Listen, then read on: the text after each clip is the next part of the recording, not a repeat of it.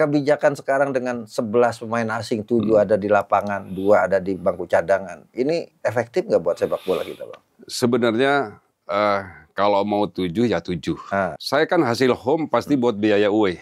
Itu kan, hasil tiket home kita buat biaya away. Subsidi PSSI itu untuk gaji. Bang, ada nggak pengalaman pemain yang sebenarnya sudah 99% jadi, akhirnya batal, Bang? Nggak ada. Ada. Asing atau lokal, Bang?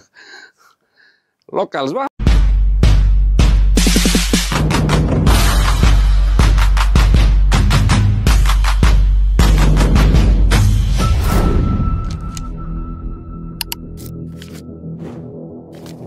Assalamualaikum warahmatullahi wabarakatuh. Selamat datang di podcast Akamsi, Akmal dan kawan mengulik sepak bola Indonesia yang ada di kanal YouTube Kep Hamka tentunya. Kanal ini bertujuan untuk memberikan edukasi sekaligus memberikan literasi kepada publik sepak bola Indonesia bahwa sejatinya sepak bola kita punya potensi besar untuk berprestasi. Ke depan kita berharap sepak bola kita lebih banyak prestasinya dibanding masalahnya. Dan Akamsi hari ini sangat istimewa karena saya bukan kedatangan kawan, tapi mentor saya, guru saya di sepak bola. Siapa lagi kalau bukan Bang Ahsanul Kossasi. Bang, gimana kabar ya, Bang? Itu Bandura asli. Gimana Bang, kabar Bang? Sehat, sehat. Senang banget nih. Sudah 9 tahun saya nunggu Bang Ahsanul duduk berdua sama saya ngomongin Madura United. Akhirnya sekarang hadir juga.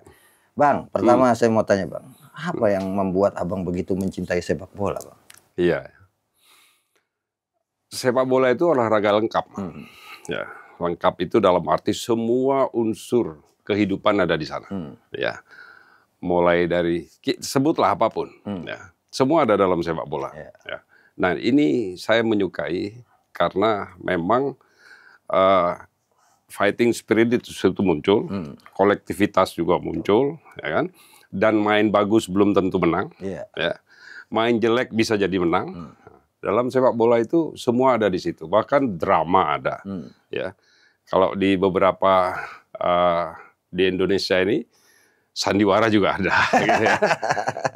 Lengkap lah. Saya tawuran ada Bang. Tawuran juga ada. Saya ngurus bola itu dari tahun 89. 89 sampai 90 sampai ngurus Persija Selatan di tahun 98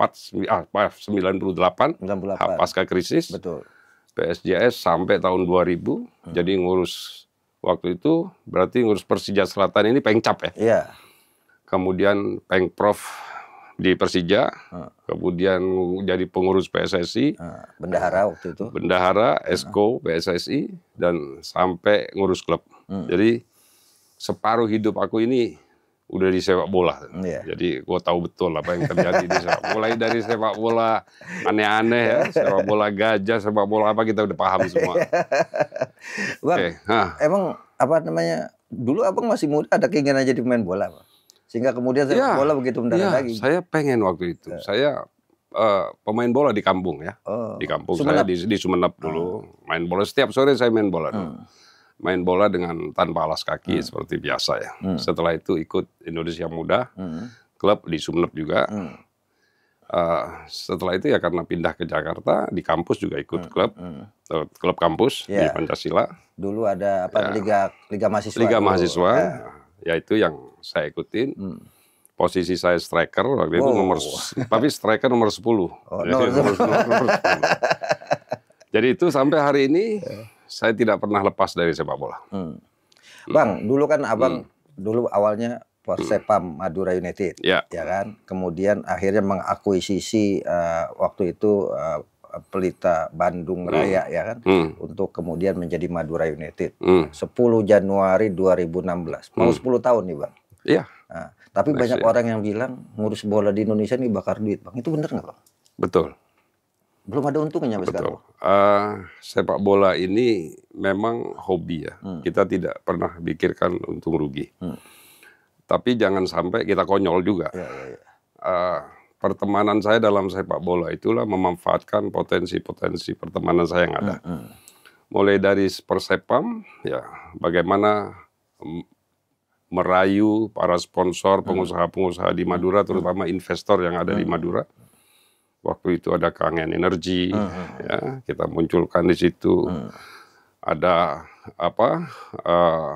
berbagai macam perusahaan ya. Ya, terakhir saya ingat Warung Madura di sini. Ada Warung Madura. Kita potensi itu kita kumpulkan. Sehingga bagaimana mengencourage orang Madura itu bahwa ayo bersama-sama. Mereka juga akan mau kalau kita itu mengurusnya serius. Bahkan seringkali, saya katakan seringkali karena lebih dari 4-5 kali, pengusaha-pengusaha katakanlah besi tua di Madura yang berhasil di Jakarta. Pada saat kita bermain di Jakarta, misalnya lawan klub waktu itu dengan Persib, dengan Persija, kalau menang mereka kasih hadiah cash, gitu ya. Nah, mereka kasih cash, tapi harus disebut namanya dari Ci ini, gitu ya. Kita sebut namanya. Jadi ini kebanggaan mereka. Madura itu dulu bercerai-berai. Ya. Pada saat kita melihat sebuah pertandingan sepak bola, kita bangga dengan Persebaya karena merasa Jawa Timurnya. Nah, setelah itu Madura sekarang punya kebanggaan sendiri. Bahkan ini menyatukan kan Madura yang ada di Kalimantan, Madura yang ada di Papua, Madura yang ada di mana-mana, di Jakarta, di Semper, di Priok, segala macam.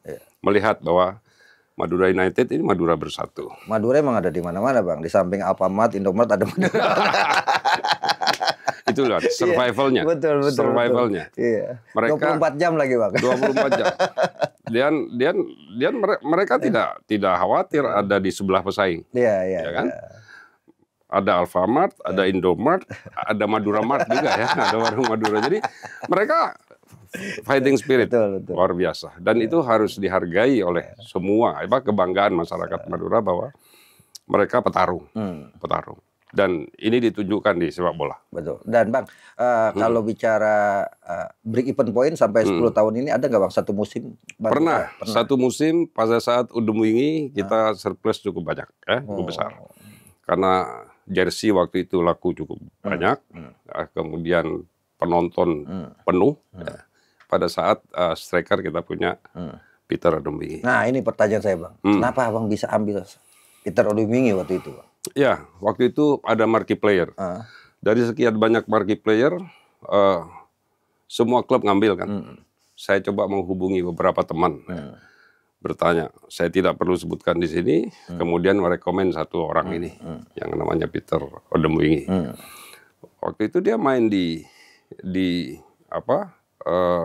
klub di Inggris sama Loreng juga.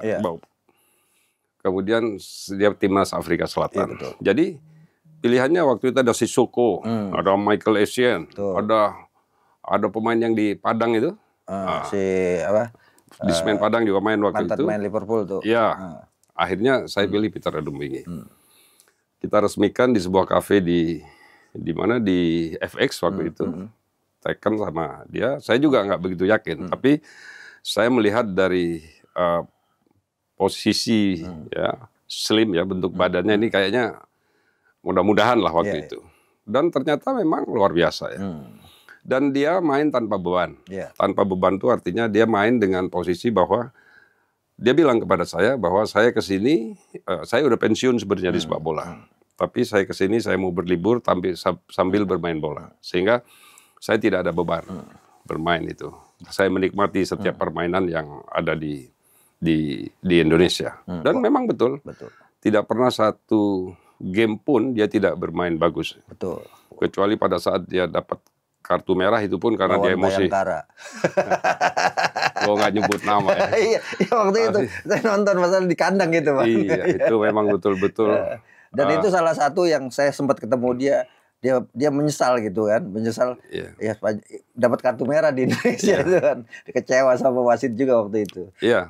Itu pertandingan yang menurut saya nggak bagus untuk saya kenang. Baik di dalam pertandingannya sendiri maupun di cara saya sebagai tuan rumah waktu itu tidak duduk di VIP, tapi duduk di tribun penonton ekonomi karena VIP-nya penuh dengan aparat kepolisian waktu itu. 3 kartu merah loh, Bang. 3 kartu merah kita dapat. Padahal kita home. Iya. Kita home tapi seperti kita away ya. Dan itu izin diberikan 6 jam sebelum pertandingan. Bang, pertanyaan saya nih Bang, balik lagi ke Odemengi. Apa yang kemudian membuat Abang bisa rayu dia main di Madura? Karena kan banyak orang nih yang saya tahu pemain-pemain asing itu. Walaupun main di Madura atau di Lamonz, milihnya tinggalnya Surabaya. Karena faktor fasilitas dan kemudahan-kemudahan. Itu Odemengi bisa nyasar ke Madura gitu. Cukup lama memang merayunya. Cukup lama di Hotel FX itu. Sebelum dia tanda tangan, saya ceritakan, kamu suka apa? Saya suka main golf. Oke, kamu main golf aja di Surabaya. Tapi main bolanya di Madura. Jadi tiap hari dia main golf. Kebetulan ada Greg ya. Nah, ditolong Greg juga. Greg juga yang merayu dia. Ada Dane Milovanovic waktu itu. Ya. Mereka bertiga ini sering jalan dan sering main golf bareng ya. Sehingga Odemengi merasa nyaman. Akhirnya ya dia 1,5 musim sebenarnya di kita itu. Sebenarnya 2 musim. Sebenarnya 2 musim. Tapi 1,5 musim. Artinya pertengahan musim dia. Apa Bang waktu itu alasannya dia pilih keluar Bang? Apa merasa udah nggak nyaman dengan? Dia nggak nyaman karena kompetisinya. Kasih kartu merah waktu itu. Kasih kartu merah dan dia emosi dan dia bengkak memang. Jempolnya tuh besar ya. Karena dihajar dari belakang. Akhirnya dia marah. Ya, tapi kita baik-baik. Saya bilang ya oke. Kalau kamu memang sudah nggak mau main, silakan pamit sama teman-teman yang lain dan saya siapkan juga tiketnya segala macam sesuai lah di kontrak, nego dulu dengan dia, kemudian dia pulang. Bang, 9 tahun Madura United, nanti 10 Januari jadi 10 tahun. Prestasi paling top ya runner up 2023-2024 gitu. Betul. Kan.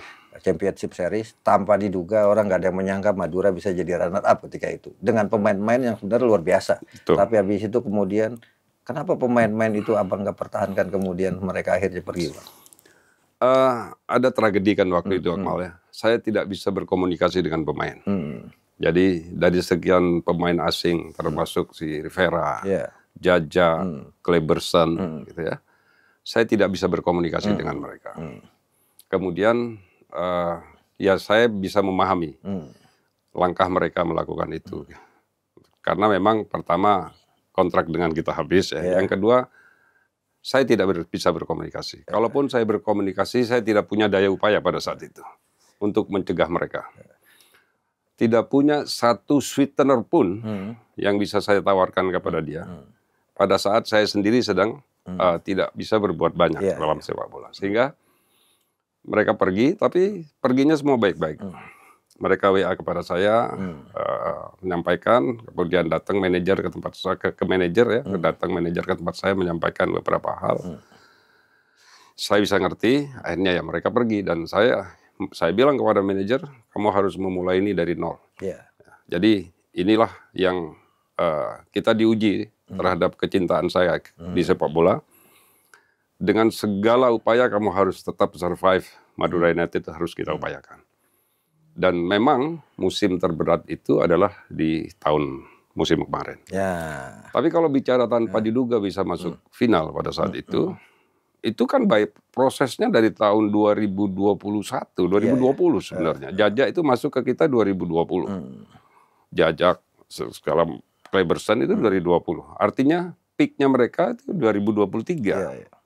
Artinya proses itu memang saya mulai di 2020. Tapi kemudian ada COVID, dari 2020, 2021 baru bisa bermain dengan sistem yang ada di Bali itu, dikumpulkan semua di sana. 2022, 2023 kita mencapai puncaknya.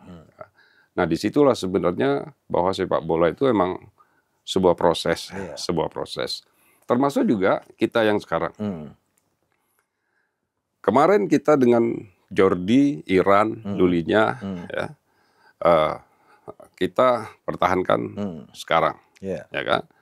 Kita pertahankan juga beberapa pemain, berharap ini kan menjadi lebih bagus, kita tambah beberapa yang kurang. Mudah-mudahan proses ini, musim ini lebih bagus dari musim yang lalu, kita kembali ke, ya, habitat kita ini kan 10 besar ya. Betul. Tapi kemarin kita tidak bicara, tapi habitat kita 10 besar. Tapi dalam 7 pertandingan ini saya agak shock juga melihat hasil pertandingan di 7 pertandingan terakhir. bahwa sampai dengan pekan ke-7 kita baru menang sekali. Betul. Tapi sebenarnya dilihat lepas dari itu semua, ada beberapa faktor ya yang kita tidak bisa menyalahkan pemain. Bahwa sepak bola itu juga tergantung nasib pada saat itu. Tidak ada satu bola liar pun yang datang kepada kita untuk dihajar oleh striker kita ya. Yang kedua, nggak ada satu keberuntungan yang bisa masuk ke kita. Sehingga pemain-pemain ini memang betul-betul gol yang ada itu adalah gol dari usaha yang keras. Nah, berharap nanti ke depan, walaupun ini lawannya cukup berat nih. Ada Dewa, ada nanti PSM, ada Persebaya, ada Persib. Gitu ya, kita harus bisa. Saya sampaikan kepada pemain, tidak ada yang bisa kalian bisa lakukan sekarang kecuali berlatih. Berlatih, memperbaiki diri. Dan kalian hanya jangan bisa berharap juga kepada kebaikan wasit. Karena klub itu hampir semua dirugikan oleh wasit. Tapi ada juga klub juga diuntungkan oleh wasit. Sehingga kita mau marah sama wasit dengan kondisi begitu juga nggak bijak. Cuman memang kita berharap wasit itu betul-betul fair saja. Sebenarnya kita udah senang. Semua klub itu berharap wasit tidak usah berpihak. Fair saja. Itu semua klub pasti udah senang. Tapi itu sulit. Ya, sulit. Entah apa yang terjadi, terkadang apa yang kita rasakan dengan apa yang wasit rasakan itu kan berbeda. Cara keadilan menurut wasit, cara keadilan pemberi klub juga tidak akan pernah sama. Ya biarkan saja itu terjadi dan kita serahkan kepada pemain bahwa kalau kalian bisa nyetak gol, jangan salahkan wasit. Gak bisa nyetak gol, jangan salahkan wasit. Kalau kalian tidak menang, jangan salahkan wasit. Kemudian kalian menang, apa karena wasit? Nah, itu yang juga harus pikirkan. Semua klub mengalami hal yang sama. Jadi jangan pernah punya alasan kalah karena wasitnya begini. Jangan pernah punya alasan. Perbaiki aja, main saja sudah.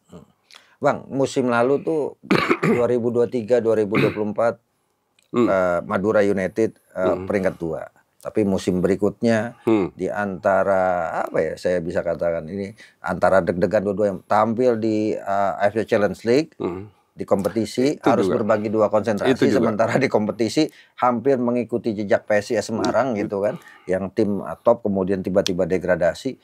Rasanya gimana tuh Bang? Iya. Itu juga berat ya. Pertama posisi kita di klasemen buruk, tapi posisi kita di Asia bagus. Betul. Pemain-pemain betul-betul fight. Kalau saya tanya kepada pemain, memang kenapa kondisi seperti itu bisa terjadi? Rata-rata jawaban mereka hampir sama. Menit bermainnya itu efektif 90 menit. Karena memang jarang sekali permainan di Asia itu sebentar-sebentar free kick, sebentar-sebentar free kick. Gitu. Jadi memang betul-betul efektif permainan itu sehingga mereka bersemangat. Lepas dari kita waktu itu sampai semifinal, semifinal pun sebenarnya kan lawan Swaireng itu kita menang. Tapi begitu putaran berikutnya dia ganti hampir 10 pemainnya ya. Kita nggak bisa ganti pemain karena regulasi PSSI nggak membolehkan kita. Di Kamboja sudah selesai. Betul. Kompetisinya udah selesai, dia bisa ganti pemain berapapun. Jadi pada saat lawan kita dia 10 pemain dia ganti, ya sudah kita kalah 1-3 di sana, tapi seri 1-1 di Gresik. Artinya itu juga masih spirit kita luar biasa. Bang, bicara pentas Asia Madura United ini bisa dibilang sejarah buat Indonesia kan? Karena kita untuk pertama kali kembali ke semifinal. Sebelumnya 2014 pernah Persipura Jayapura. Atau di era-era sebelumnya ada PSMS Medan Liga Champion. Kemudian ada Ramayudi 3 Berlian. Sampai ya bisa dibilang induk semang dulunya Madura ketika akuisisi Pelita. Pelita kan dulu pernah juga kan sampai semifinal juga gitu kan. Artinya Madura kemarin ikut mengangkat ranking Indonesia juga di level klub Bang. Dari 25 sekarang 24 gitu. Bang, kenapa sih klub-klub di Indonesia belakangan itu tidak begitu serius tampil di kompetisi Asia Bang? Saya tidak tahu, tapi kalau Madura serius. Saya sampaikan kepada Madura, kalian serius. Mau dimanapun bermain, nggak ada yang ini tidak prioritas. Enggak, setiap pertandingan itu prioritas. Walaupun kemarin taruhannya posisi di kompetisi lokal. Betul, saya tidak peduli. Saya nggak peduli, karena waktu itu membawa negara ya. Membawa negara. Bagi saya ya sudah. Saya bilang kalian nggak ada cerita bahwa fokus di sini kemudian memainkan pemain cadangan di Asia, enggak. Selama kalian masih bisa lari, main. Kecuali kalian sudah nggak bisa lari dan sudah betul-betul sakit, silakan. Tapi selama kalian masih bisa lari, main. Dan mereka itu main. Bang, musim lalu kan situasi Madura United bisa dibilang ya paling deg-degan karena untuk sepanjang sejarah sejak berdiri 2016 kemarin posisi paling rendah tuh, Bang. 15 satu tangga lagi bisa turun kasta. Betul. Betul. Artinya apakah itu jadi pengalaman atau itu sejarah buruk buat Madura United, Bang? Sejarah buruk buat saya sebenarnya. Akhirnya impact-nya kepada Madura United. Tapi saya bisa terima itu dan survive toh buktinya ya. Pekan ke-20 Mas Akmal. Kita ini masih posisi 18. Betul. Pekan ke-20. Betul. Ya. Pekan ke-20 18, poinnya 12. Betul. Anda bisa bayangkan 20 kali main mendapat 12 poin. Betul. Artinya ada sisa 14. Ada sisa 14 pertandingan. Saya hitung satu-satu. Saya panggil manajer, saya hitung satu-satu. Di mana poin yang harus kamu ambil. Dan ini apapun di mana. Jadi dari sisa 14 poin itu, kita bisa menghasilkan posisi terakhir itu kan 36 posisi kita. Berarti kita menghasilkan 24 poin dalam 14 pertandingan. Itu yang menurut saya ya amazing ya.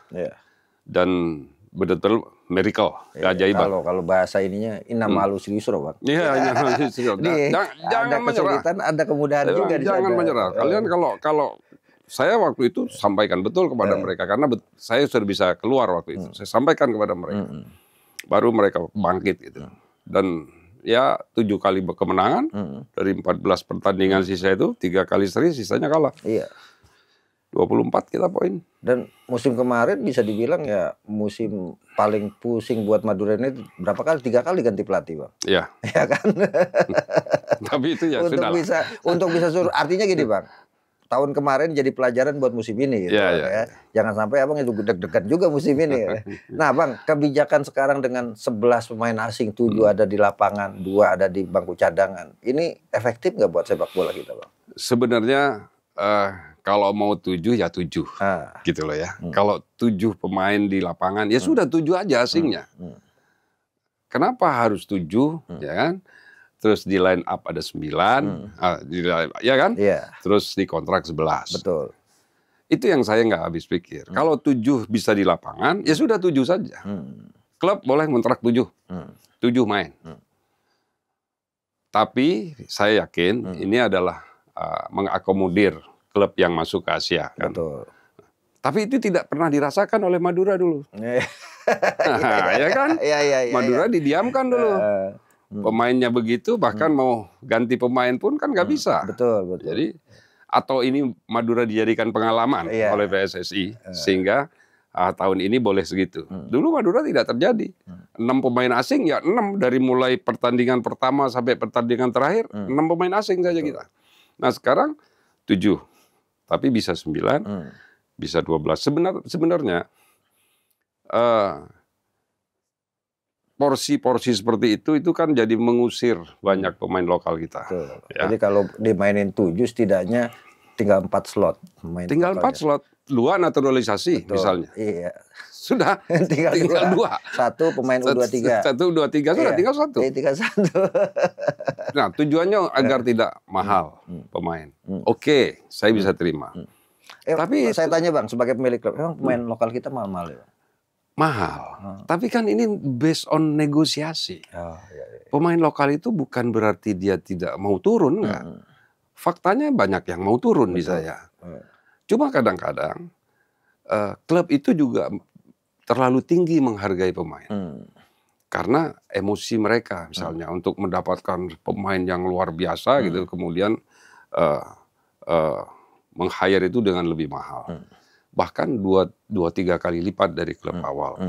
Sebenarnya itu kan bisnis sudah. Yeah. Kita juga nggak bisa menghindari itu. Ya sama yang kejadian ketika Madura United runner up, Rivera, Rigeri semua itu kan ditawarin lebih mahal dibanding kontraknya, sehingga kemudian mereka milih pindah kan gitu. Pasti. Nah sebenarnya kalau pemain asing biarkan, tapi untuk pemain lokal ini juga saya sampaikan dia juga harus bisa menghargai dirinya. Pemain lokal kita itu dia harus juga pintar menilai dirinya.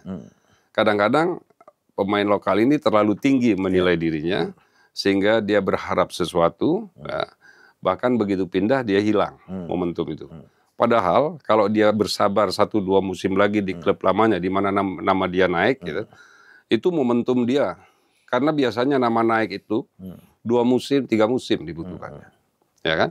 Siapapun klub siapapun pemain, mau di luar negeri atau di pemain lokal. Dia butuh 3 musim.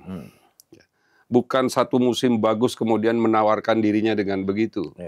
Itu pasti hilang. Begitu 2 musim ketiga dia bagus, silakan. Dan rata-rata Madura mempertahankan itu. Makanya banyak pemain-pemain yang tadinya bukan siapa-siapa di Madura kemudian menjadi timnas. Karena saya coba pertahankan itu kepada mereka. Saya yakinkan mereka untuk melakukan itu. Coba kamu bertahan dulu. Bertahan dulu. Kamu pasti masih bagus. Karena ini masalah dari sisi psikologis klub ya. Begitu dia di tempat lain dia harus kembali beradaptasi. Baik dengan supporternya, dengan pemainnya, dengan manajernya, dengan siapapun, dengan pemilik klubnya. Pemain Madura semua dekat dengan saya. Sehingga saya bisa bicara langsung kepada mereka. Meyakinkan mereka, hey, kamu belum waktunya pindah sebenarnya. Bisa nggak tahan dulu? Ini untuk masa depan kamu. Tapi kalau kamu ngotot pindah ya silakan. Saya juga tidak bisa melarang. Saya hanya bisa menawarkan sekian, silakan. Banyak juga yang nerima, tapi banyak juga yang nggak mau nerima. Nah, Bang bicara misalnya 11 pemain asing. Apakah nanti nasib kita sama dengan Arab Saudi juga, Bang? Yang pemain tim nasional semua cadangan semua, misalnya Cristiano Ronaldo ada di sana. Tapi kan gini, Bang, kita mungkin nggak terasa saat ini karena kita ada program akselerasi pemain-pemain diaspora itu. Apakah ini akan jadi berpengaruh juga buat kita cetak pemain tim nasional dengan 11 pemain asing? Pasti. Kita harus siap menghadapi itu. Kita harus siap menghadapi itu. Dan suatu saat ketergantungan kita kepada naturalisasi ini tidak bisa dihentikan. Kita harus terus. Masih bagus, mereka masih umur 22. Nah, tapi bagaimana dengan 10 tahun lagi? Bagaimana dengan 11 tahun lagi? Kita juga harus berpikir ke sana. Tapi PSSI ini inginnya adalah mengejar Piala Dunia besok ini. Sehingga hari ini luar biasa, ada berapa pemain asing? Ada 30 orang. Naturalisasi yang begitu banyak dilakukan. Menafikan pemain lokal. Tapi itu juga pemicu buat pemain lokal. Cuman sayangnya ya ternyata mereka kembali lagi juga main di Liga 1. Menurut saya biarkan mereka main di luar gitu, kemudian dipanggil lagi untuk timnas. Dan apa yang terjadi di Arab Saudi ya bisa jadi suatu saat terjadi di kita. Ya, kalau saya bercanda gitu, Bang, masuk timnas itu hanya bisa lewat 2 jalur. Jalur prestasi, jalur naturalisasi. Zonasi nggak ada. Ya, kita mau cepat Piala Dunia ya. Ya itu sih senang aja kita ya. Bang, kembali ke kompetisi menarik. Katanya kan ada salary budget sekarang itu, Bang. Itu berjalan efektif nggak, Bang? Nggak berjalan efektif. Sudahlah, nggak usah ditutup-tutupi yang begitu gitu. Mau salary budget ada caps ya. Kemudian ada cap batas salary. Di belakang meja masih banyak bisa dilakukan itu langsung. Sudah profesional saja. Ya, profesional saja, tinggal mana yang lebih mampu, dialah yang beli pemain lebih mahal. Ya begitu. Tapi kan pada akhirnya nanti banyak klub juga yang kolaps, Bang. Itu kan problem kalau kemudian klub kolaps tengah jalan akan jadi masalah. Nah, pertanyaannya apakah pembagian dari I-League saat ini sudah proporsional, Bang, untuk klub? Gini ya, memang mereka mendesain klub yang besar ini makin besar. Ya. Karena faktanya yang live di jam 7, ya, yang live di jam 7 itu pasti 4 klub. Ya. Persib, Persija, Persebaya, sama satu lagi ya, Arema. Pokoknya 4 klub, saya nggak sebut. Dan lu yang nyebut 4 klub. Pokoknya itu, yang live di situ. Jangan harap Madura live di jam 7 gitu. Dia kebagiannya sore. Ya. Atau dia kebagian tidak live, dia live-nya di video.com. Kita terima itu. Karena itu mungkin bagi mereka ini sistem ekonomi. Tapi tolong TV share, TV rating itu dihitung. Walaupun mereka dapat lebih banyak, tapi kita boleh dapat juga. Tapi kan sekarang nggak tahu unsurnya ini sampai sekarang kan baru dibicarakan, tapi tidak pernah direalisasikan. Betul. Kemarin saya tanya sama kawan-kawan pengelola klub kan, pemilik klub, saya bilang kan katanya 12,5 miliar sekarang satu musim. Ada TV sharingnya juga, tapi sampai sekarang belum cair kan. Iya. Nggak usah diomongin kalau nggak ada, nggak usah diomongin. Yang ada saja dibicarakan. Kita berharap dari sana. Tapi kalau bicara misalnya nanti klub pada kolaps, saya rasa kalau kita memanage dengan baik, enggak lah ya. Enggak. Karena sebesar apapun budget klub, belum tentu juga dia juara. Mau jor-joran di budget, belum tentu juga dia juara. Di lapangan itu tidak mencerminkan budget, itu tidak mencerminkan apa yang terjadi di lapangan. Lihat sendirilah, karena klub-klub yang begitu banyak. Madura juga mengalami itu. Kita pernah yang dikatakan Galacticos gitu. Kita ngalamin itu dan kita juga tidak pernah juara, cuman maksimum di ranking 4 atau 5 waktu itu. Saya ingat 2016, 2018 ya waktu itu. Nomor 4 kalau nggak salah. Maksimum. Maksimum. Bang, bicara apa namanya terkait dengan anggaran gitu kan. Anggaran yang realistis untuk satu klub. Liga Indonesia musim ini yang realistis nih Bang. Iya. Berapa sih Bang satu musim? Saya berpegang teguh pada sistem saya yang selama ini. Saya tetap konsisten di sana. Bahwa anggaran pemain itu saya budgetkan tidak lebih dari 30. Pemain ini ya, pemain. Belum budget yang lain. Untuk belanja pemain itu antara 25 sampai 30. Konsisten di situ. Artinya kalau mau dirata-ratakan, misal dirata-ratakan kalau pemainnya 30 ya 1 miliar lah. Rata-rata kan. Nah, kalau sampai kemudian sampai 30. Belum pelatih ya. Betul, belum pelatih. Belum pelatih. Tapi kan posisinya kadang-kadang begini, membuat cash flow itu juga harus dengan perencanaan yang baik. Bahwa saya kan hasil home pasti buat biaya away, itu kan hasil tiket home kita buat biaya away. Subsidi PSSI itu untuk gaji. Plus untuk bayar sanksi. Nggak boleh, ya dipotong sanksi ya. Nggak boleh itu dipotong macam-macam. Nah operasional itu dari sponsor. Itu konsisten aja terus di situ. Sehingga pada saat gajian, subsidi PSSI cair pasti gajian. Klub ini tidak akan gajian kalau subsidi PSSI telat. Kalau subsidi PSSI lancar, Madura tidak akan pernah tidak gajian. Karena sistemnya begitu. Saya tidak pernah otak-atik yang namanya 12,5 miliar itu. Seluruhnya itu untuk gaji pemain. Sisanya dari sponsor, ya. Mau apapun dari sponsor itu harus bisa nutup dan dari kita dari tiket masih terlalu sedikit tapi cukup untuk biaya away. Kalau dapat 100-200 juta biaya away cukup. Bang, ngomong-ngomong nih bukan aja nombok paling banyak di musim berapa Bang? Waktu masih awal 2016. Awal-awal 2016. Begini, memang konsepnya itu saya waktu itu membuat orang menoleh dulu kepada Madura. Jadi harus Madura ini kalau pakai dengan cara biasa saja, orang tidak akan menoleh. Artinya kita masih dianggap sebagai ya, main-main. Tapi begitu kita tunjukkan keseriusan kita, waktu itu di Torabika Super Championship ya, posisi kita bagus, Piala Gubernur Kaltim juga kita runner up, gitu ya. Bagus posisinya, karena pemain yang kita pilih juga bagus. Dan di situ sponsor belum kenal, kita baru ada GDID waktu itu. GDID. Tapi setelah itu baru kita mulai.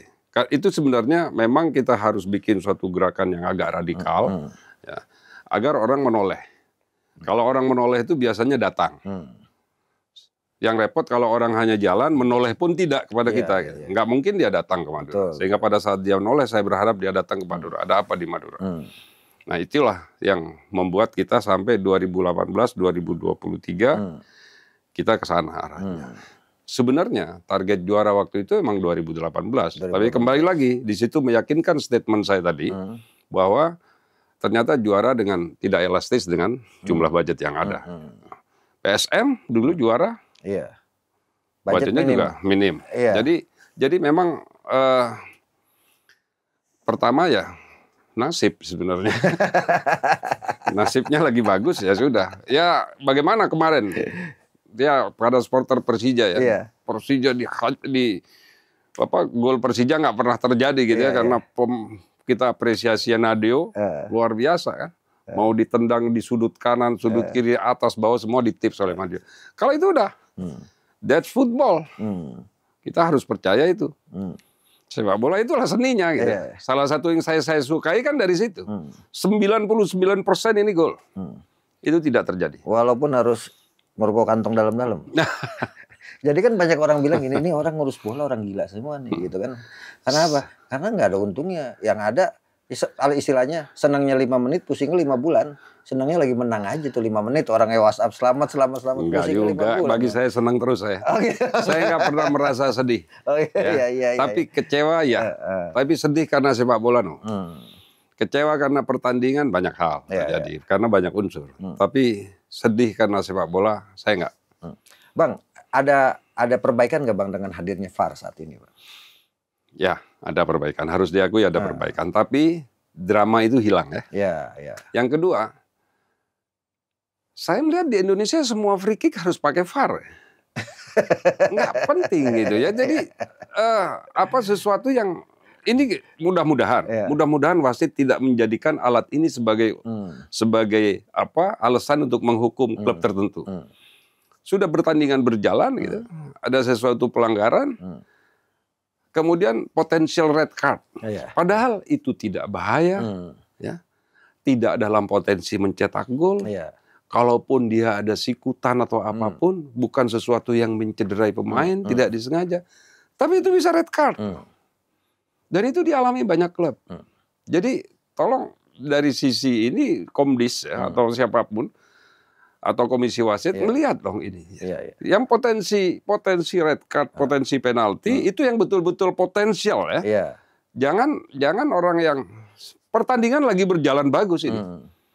Kemudian berhenti diulang berkali-kali gitu. Kalau menurut visi kita enggak lah ini. Biasa saja ini benturan atau apa. Tapi bisa red card. Ini yang bahaya, ini yang bahaya. Nah, kalau offside itu bagus saya lihat. Artinya tidak ada lagi bisa diperdebatkan. Betul. Karena kelihatan sekali itu offside apa tidak offside. Tapi yang red card karena ada sikutan, karena ada ada tackling, itu harus dilihat dari kapasitas dan bobotnya. Betul. Dia potensi enggak untuk mencederai. Iya, artinya kan kalau dari aturan regulasi FIFA kan hanya ada 4 momen yang bisa VAR gitu. Gol tidak gol, kan keputusan itu. Kemudian soal penalti tidak penalti, kesalahan pemberian kartu, ya kan, sama salah identifikasi itu aja. Enggak semua, benar tadi kata Bang, enggak semua mau tendangan bebas dicek dulu. Tapi Bang, mohon maaf nih Bang, kalau saya ini curhat aja. Saya takutnya gitu, setiap suatu dicek akhirnya keputusan bukan di wasit tengah, tapi di wasit VAR yang di ruangan. Betul, itu baru saya mau bicarakan. Sekarang yang berkuasa itu kan wasit di dalam. Iya. Ya. Wasit jalan tuh tahu pertandingan jalan, tahu-tahu wasit tengah berhenti. Berarti kan ada yang bisikin dari dalam. Stop. Apa yang terjadi? Dia menghukum pemain itu. Dia sama aja dia menghukum klub itu. Padahal tidak ada kejadian yang menurut saya yang layak untuk dijadikan itu. Jadi memang malaikat mautnya nambah. Yang tadinya di tengah, sekarang ada di dalam ruangan. Yang hanya melihat, nggak melihat kejadian, ngelihat di TV saja gitu ya. Kemudian diulang. Malaikat mautnya 2 sekarang. Ditambah lagi ya, kadang-kadang akhirnya jadi kontroversi kayak kemarin pertandingan Persebaya tuh. Persebaya kecewa, katanya ada VAR, tapi pemain diinjak kakinya nggak pelanggaran gitu. Sementara ada hal lain yang kita anggap nggak pelanggaran. Memang perlu sosialisasi berarti Bang ya. Aturan-aturan itu semua. Coba ya, pertandingan kita bisa 5 kali lihat VAR satu pertandingan. Bisa 5, dan itu satu pertandingan setengah sampai 1,5 menit. Hanya ngeliatin VAR saja, hilang.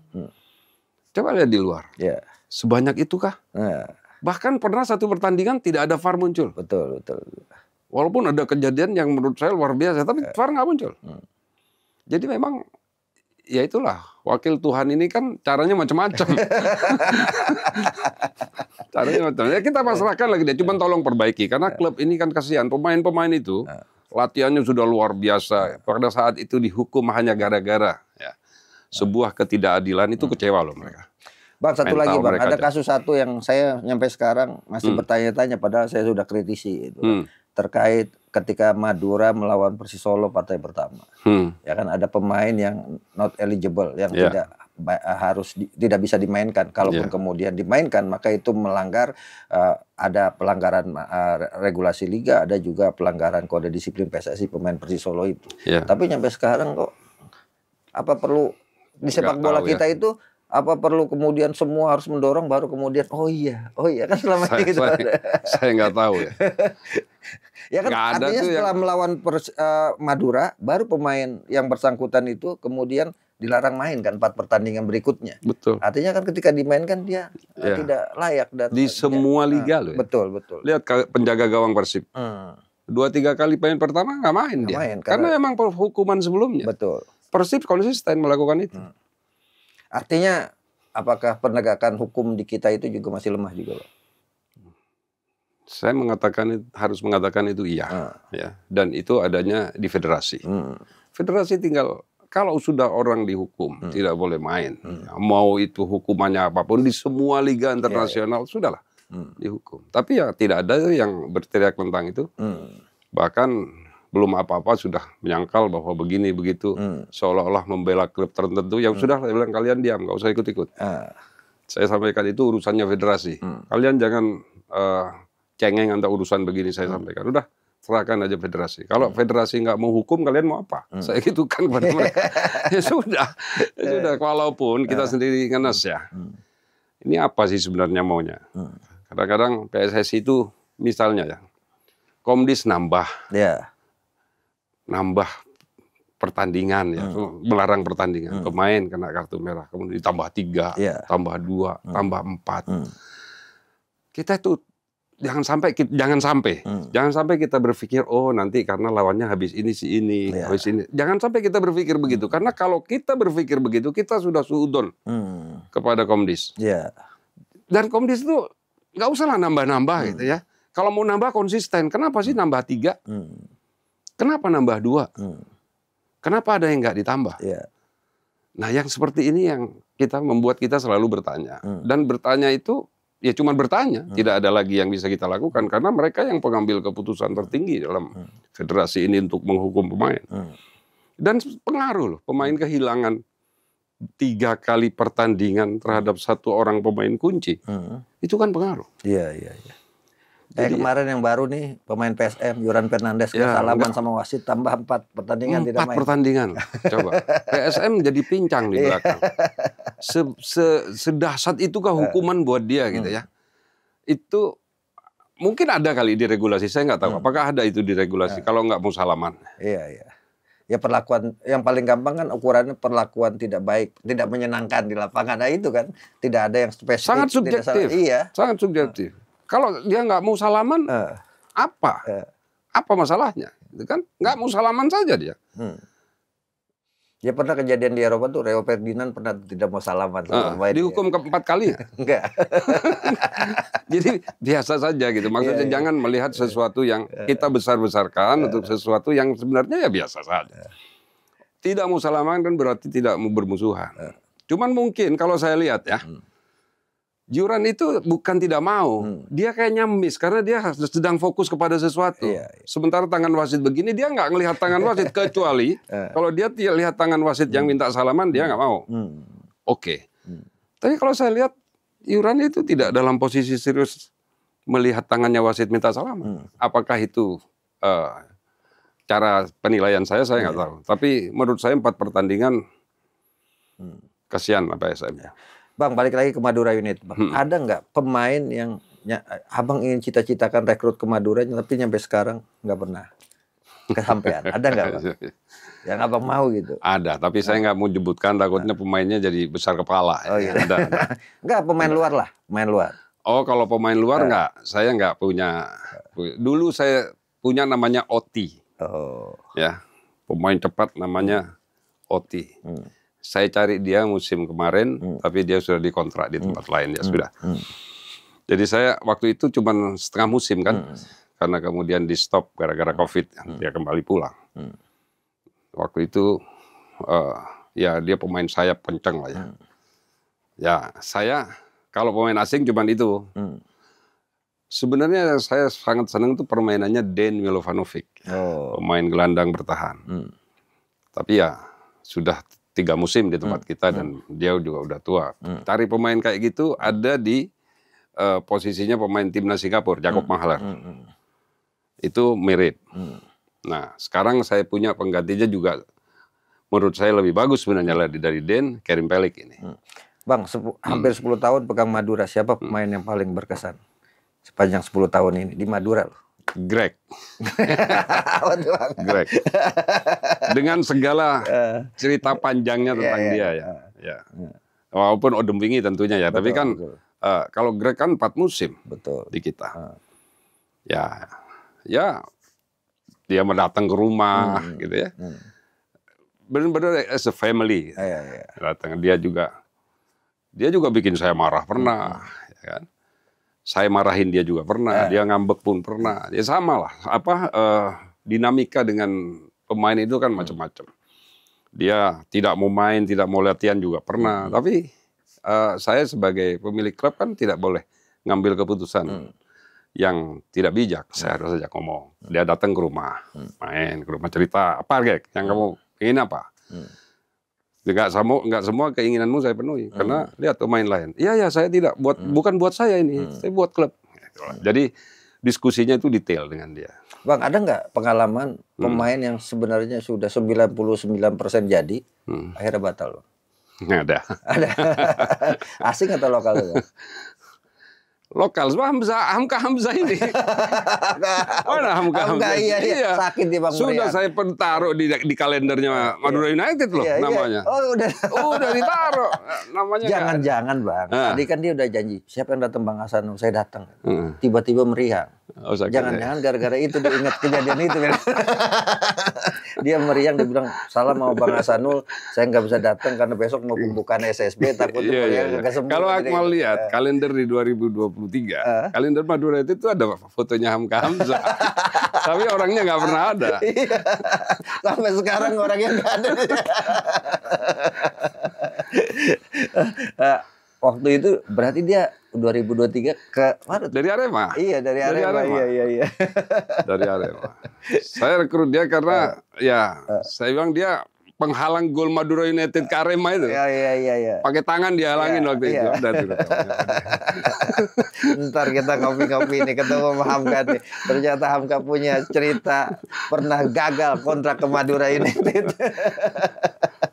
Bang, kalau saat ketika kelola klub supaya nggak mengalami, saya kan belum pernah dengar nih, bukan karena ada abang di sini, saya belum pernah dengar misalnya Madura United sanksi FIFA kayak kawan-kawan klub lain, ya karena belum gaji pemain dan sebagainya gitu kan? Gimana?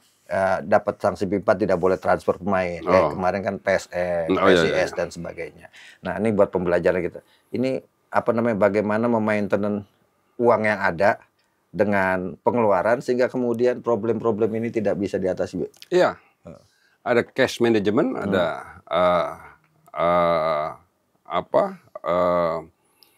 kita yang biasa sebut sebagai manajemen expenses, ya. Bagaimana mengelola pengeluaran. Saya tekankan kepada pemain. Sumber masuk sponsor itu sudah saya alokasikan. Sponsor yang ini itu untuk ini. Sponsor ini untuk ini. Subsidi liga untuk ini. Jangan kamu campur-campurkan. Jadi kalau ada yang kurang di sini berarti harus ditambal dari yang lain. Tapi yang mau operasional tim dari sponsor ini, gaji dari itu sudah dibuat sama saya. Dan mereka harus konsisten. Jadi memang disiplin budget itu menjadi penting. Dan saya tidak pernah melanggar keputusan pembeli pemain di luar budget karena emosi. Budgetnya segini, ya sudah, kamu cari. Jadi jangan paksakan emosional, kecuali dalam putaran kedua ya. Kalau putaran kedua ini kan biasanya kita harus mencari karena untuk menyelamatkan tim. Kalau putaran pertama kita harus konsisten, budget segini, ya sudah kamu optimalkan begitu. Kalau pemainnya nggak mau, let it go. Artinya kan kalau kemungkinan ada keterlambatan gaji karena ada pos-pos itu yang misalnya pihak sponsor atau pemberi yang belum bayar juga gitu ya, Bang? Ya. Dan itu kalau uang waktunya keluar jangan dipaksa keluar kan gitu ya. Ini yang bahaya kan. Tapi uang yang waktunya harus keluar jangan ditahan-tahan. Tapi kalau belum waktunya keluar juga jangan paksain keluar. Dan cash management itu kan gitu. Kita tahu cash in-nya, kita kelola cash out-nya.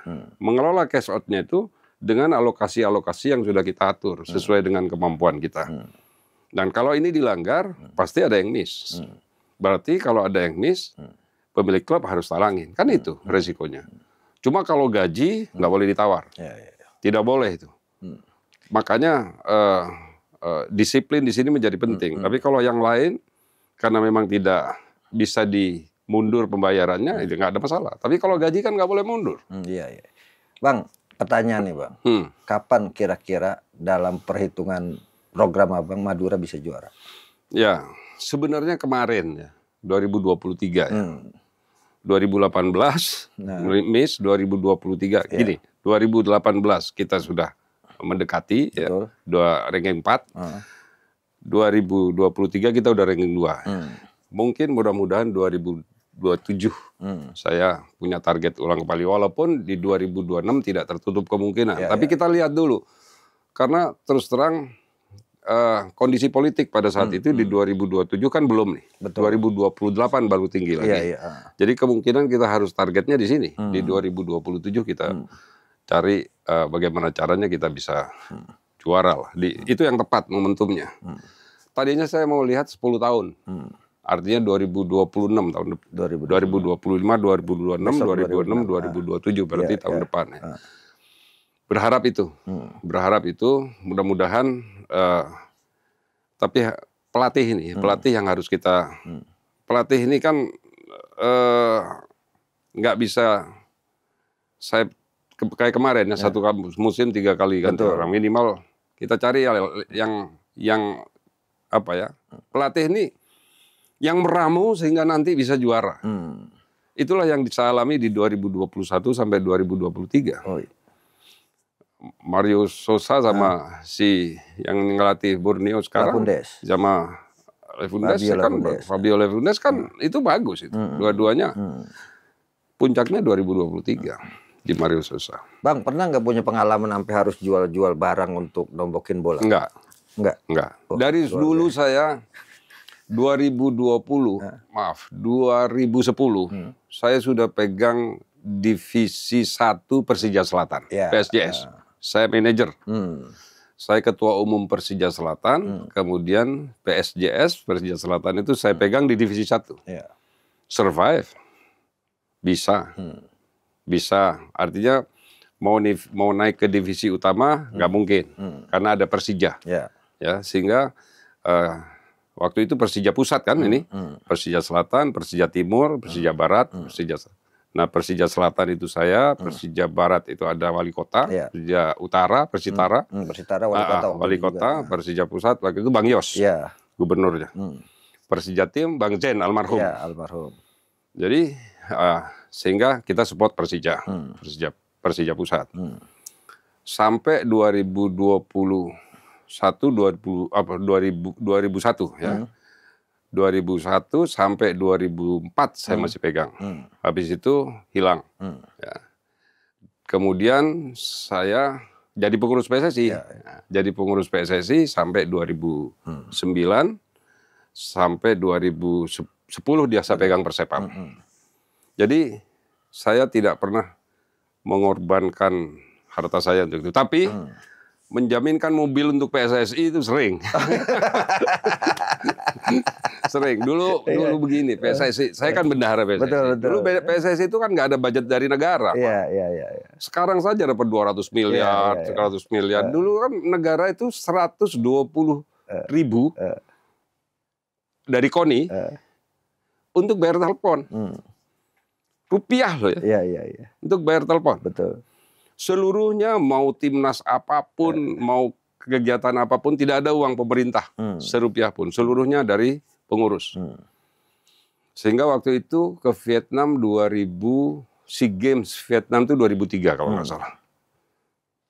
Tim seminggu waktu itu Boas, zamannya Boas Salosa, mau berangkat.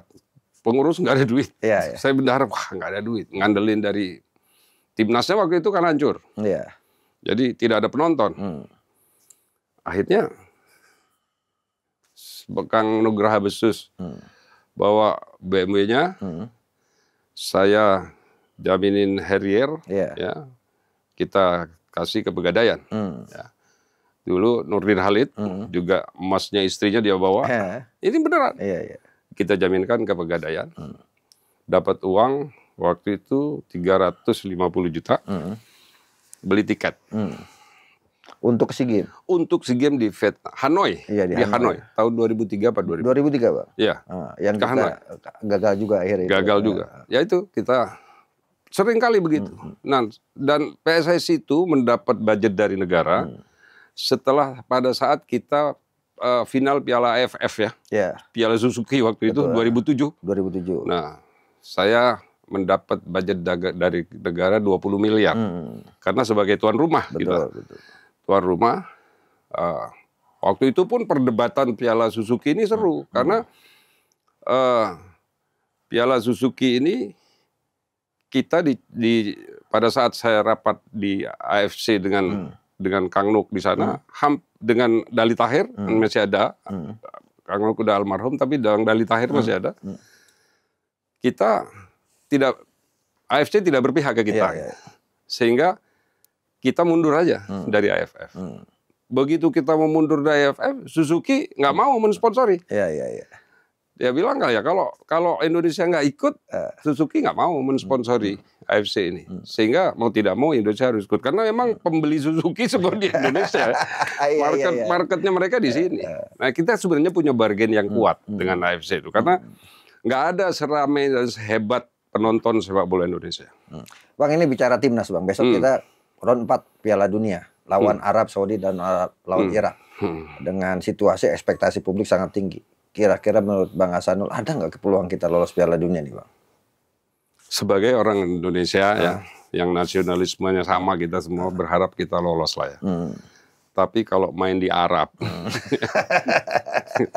dengan klub Arab, main di Arab, dua-duanya Arab. Betul.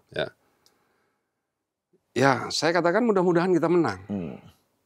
Tapi nggak tahu ya, saya kok pesimis. Tapi saya nanti pesimis dikarenain. Tapi pakai logika yang tapi kalau saya sih berpikir objektif, Bang. Kita nih sebenarnya ya kalau mau bicara jujur kan kita naik tangga nih berat. Kita belum mau sampai di sana. Cuma ada potensi kita bikin kejutan itu aja kan. Iya. Saya sudah bikin rencana untuk nonton soalnya ke sana. Artinya kepengenan lulus lah kalau bisa. Cuma begini ya. Coba tanya, semangat pemain ini pada saat kita semangat dipegang Sintayong, sama nggak, Pak? Beda. Iya. Ya dengan segala hormat lah. Ya Patrick Kluivert 2 minggu sebelum pertandingan baru datang ke Indonesia. Kita kontrak dia sampai Desember 2027. Betul. Stay lah di sini. Jangan balik-balik ke Belanda. Balik ke Belanda seminggu gitu ya. Kan dia kerja di sini. Betul. Pulang di sini, jangan cuma nonton basa-basi, nonton klub gitu. Tapi disorot kamera dia pegang handphone, itu kan nggak bagus juga. Ya banyakkan di Belanda daripada di sini. Bayangkan dia Januari datang, Februari pulang, 17 Maret datang lagi, ya kemudian pulang lagi. Kemudian ini seminggu, kemudian lawan Bahrain waktu itu 2 minggu sebelumnya datang. Ini pulang lagi ke Belanda. Kemudian sekarang bertemu di Arab Saudi. Iya. Ya maksud saya, serius nggak ini Patrick ini? Jujur ya, serius nggak? Kalau serius, stay di sini, keliling nggak? Ya, adalah contoh pelatih sebelumnya yang serius ya. Sintayong itu kan serius. Saya katakan dia serius. Karena bandingannya ini, saya tidak memuji Sintayong karena kebetulan bandingannya dengan apa yang dilakukan Patrick Kluivert. Serius lah gitu. Serius itu artinya ya stay di sini, kalau perlu ngajak pemain atau apa. Ya susah ya. saya nggak tahu, mudah-mudahan aja. Saya berharap menang karena ini jam 1 pagi. Kalau saya kan ngeliat gini, Piala Dunia sering ada kejutan. Ya moga-moga itu hokinya kita di situ kejutannya kan. Ya. Tapi kalau melihat lawan-lawannya Bang, ya agak berat kan Bang. Ya kita tahu Arab Saudi langganan Piala Dunia. Irak kita nggak pernah menang kemarin kan. Kalah terus lawan Irak. Ya Bang bilang tadi kan, secara ini kultur mereka lebih kuat lah saat ini gitu kan. Ya tapi gitu kalau bicara itu Bang, kamin fiatin golilatin golabat fiatan kasiratan bismillah gitu. Walaupun kecil lawan yang besar, tapi bisa menang dengan izin Allah, moga-moga Bang. Saya berharap itu. Tapi serius lah, ya kita minta lah Patrick, inilah jangan seringan ada di Belanda gitu. Anda dikontrak dari 2000 sampai dengan Desember 2027 untuk kerja di Indonesia, kerja aja di sini. Pulang ke sana itu berlibur gitu. Jangan-jangan di sana bikin nanti pemusatan latihan training center ada. Bang, ayo please lah. Nah, pertanyaan terakhir saya Bang, kapan kira-kira sepak bola kita ini bisa jadi industri yang yang menguntungkan Bang? Berapa tahun lagi? Seandainya tidak ada kanjuruhan, ya, ini industri sudah mulai sehat sekarang. Tidak ada penonton away, ini jadi agak menghambat dikit. Jadi maksud saya, beranilah PSSI ngambil dengan segala resiko ya, nggak apa-apa, pembelajaran lagi. Karena home dan away itu menjadi bagus kalau dua-duanya ada. Sepak bola jadi sempurna di kalau lapangan itu dua penonton ada. Dan itu pernah terjadi 2018, 19 sampai 2020. 2018 itu supporter paling tinggi sepanjang sejarah total ya, sampai 3 juta. Sekarang cuma 1,2 juta. Dan itu value-nya sudah hampir 800 miliar. Hampir 1 triliun itu Bang ya. Hampir 1 triliun. Jadi kalau sudah value 1 triliun, kemudian begitu sekarang turun lagi value-nya dengan tidak adanya supporter away ini. Nah, silakan ya, PSSI harus ngambil segala keputusan. Kalau mau seperti ini, ya value-nya akan tetap stay begini. Penonton sepi, penonton sepi karena ramenya itu pada saat karena penonton home itu ingin juga ketemu dengan penonton yang datang. Tapi juga harus kita sepakati sama-sama yang datang juga jangan bikin masalah gitu kan sih. Kemudian harus ada perubahan mindset supporter sepak bola kita lah. Gitu. Itu dicobalah, dicoba. Sekarang harus berani coba. Tapi kalau mau menghukum, PSSI juga harus menghukum. Kalau misalnya supporter away nggak boleh datang, ya hukum klub away-nya klub lawannya yang, jangan kami yang dihukum. Saya lawan Persis Solo. Abang kemarin 25 juta. Saya bilang salah apa? Kita kan jual online. Orang Solo mau beli online silakan. Dia datang ke situ yang dihukum panpel saya 50 juta dikurangin. Kan menurut saya please lah. Ini kan cara menghukumnya itu juga nggak elok. Untuk sesuatu yang, dan semua klub juga mengalami kayak seperti itu. Kayak kemarin ada di mana datang juga supporter away-nya, terus dihukum. Janganlah. Yang dihukum sana lah. Mestinya kan Solo yang dihukum. Jangan kami dia datang berbes-bes kemudian ada jadi ritu. Kalau saya bercanda gini, ini jaga-jaga sengaja nih. Jadi tuan rumahnya didenda, tim tamunya didenda gitu kan. Sekali pertandingan ada masuk 2-3 supporter ya lumayan 50 juta. Itu kan langsung motong subsidi. Aduh. Bang, terakhir Bang. Harapan Abang terhadap sepak bola Indonesia sebagai tokoh yang sudah makan asam garam sepak bola Indonesia, apa sih Bang harapan terbesar Abang? Sepak bola ini kan pertandingan yang sebuah permainan yang enak, yang menyatukan, yang menyatukan dari mulai Sabang sampai Merauke. Begitu lihat timnas, kita bisa nangis bareng, kita bisa lompat bareng di momen yang sama, kita kumpul puluhan ribu, itulah nasionalisme kebanggaan kita muncul. Makanya sepak bola itu mempersatukan. Jadi uruslah sepak bola ini dengan baik, jangan tanggung. Urus sepak bola itu memang harus dari hati, nggak bisa dari akal. Saya katakan, dia harus dari hati. Kalau dari hati, saya rasa semua supporter juga pasti husnudon. Tidak ada bicara mengenai ini jelek, itu jelek, kemudian saling fitnah, nggak. Asal federasinya konsisten melakukan itu. Kenapa dia mengambil keputusan ini? Libatkan semua yang ada di federasi. terus terang saya ada sebuah kekecewaan. Saya tidak pernah melihat sebuah rapat ESCO yang menghasilkan sesuatu gitu ya. Apakah benar-benar ada itu rapat ESCO atau ini hanya di rapat ESCO sebenarnya benar masih ada nggak sih rapat ESCO ini? Jadi karena ESCO ini dari 11-13 orang ESCO saya tidak ada yang bersuara satupun kan ESCO ini. Dan ini sebenarnya apa yang terjadi di PSSI? Ya kalau ngelihat Pak Erik, ya Pak Erik fokus di bola saja gitu. Kalau harus Menpora lepas aja lah Menpora itu. Budget 1 triliun dia taruh kepada orang politik lah. Pak Erik di sini aja ngurusin bola. Serius gitu, fokus ngurusin sepak bola Indonesia. Karena kalau di Menpora cabur-cabur sudah ada KONI kan. Sudah ada ketua PP-nya masing-masing. Kalau di sepak bola ini berbeda. Sepak bola ini memang harus serius. Diurus dengan serius dan kita butuh 1 orang wakil di AFC, ya entah jadi ESCO AFC saja. Masa kita kalah sama Kamboja? Betul. Jadi ESCO AFC, kelasnya Kamboja cuma ratusan ribu penduduknya gitu. Saat 1 juta kita ratusan juta penduduk, nggak punya ESCO AFC. 1 aja orang untuk melakukan negosiasi dengan kita apabila Indonesia dalam posisi yang tidak menguntungkan. Termasuk salah satunya ini kualifikasi Piala Dunia kan? Iya, ya, masa main di kandang Arab. Di kandang Arab. Benar-benar kita ini kalah kan? Kalah dalam hal negosiasi, entah kalah dalam hal apa. Kita nggak ada orang di AFC. Betul. Padahal kita punya perwakilan kantor FIFA di sini, Bang. Oh iya ya? Iya. Iya betul. Samping-sampingan sama kantor I-League kan? Kantor FIFA ya? Iya. Ya, jadi berharaplah federasi ini karena klub ini sudah serius ya. Klub ini udah keluar duit juga banyak. Dan dengan segala kekurangan-kekurangan yang dimiliki oleh klub saat ini, tentunya mereka tetap mau survive, Dan ini butuh dari federasi maupun PT Liga untuk serius menangani ini.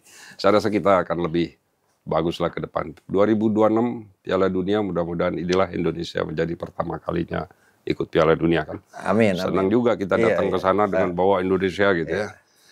Dan hanya orang Indonesia, Bang. Piala Dunia di Amerika gitu kan, Bang. Itu kan biasa main jam 5 subuh, jam 8 pagi. Biasanya orang Indonesia bela-bela bolos kerja buat nonton bola. Ya kan di luar negeri nggak ada seperti itu. Ini nanti tanggal 9 ya? Jam 1 pagi. Betul. Coba aja nobar di mana-mana. Termasuk saya sudah agendakan nobar. Ini menarik kalau ngomong Bang Hasanul Kossasi, nggak bisa sepak bola diomongin cuma dalam waktu 1 jam gitu kan.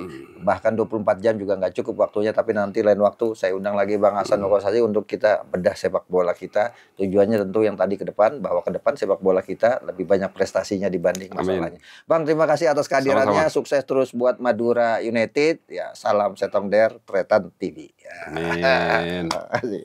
Nah, terima kasih Bang. Thank you.